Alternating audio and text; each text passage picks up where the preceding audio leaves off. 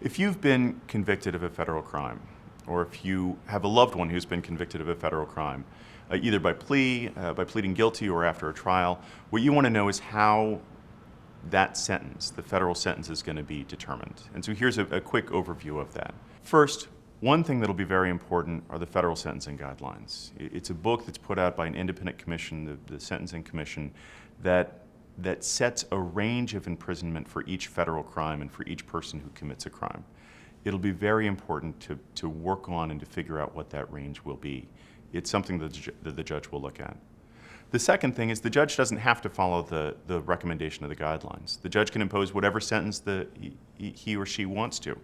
And the judge is required to look at a number of factors, to look at you as a person, to look at what happened and why it happened, to look at how people were harmed by the crime. And you need to have a lawyer who's working with you and explaining the factors to you so that you can convince the judge to give the lowest sentence possible.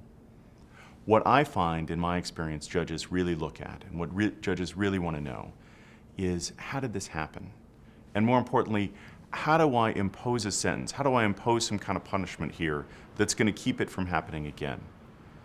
So when you're preparing for sentencing, it's important to start thinking about how to answer that question, even if it's an unasked question in the judge's mind, so that you can get the lowest sentence possible after being convicted of a federal crime.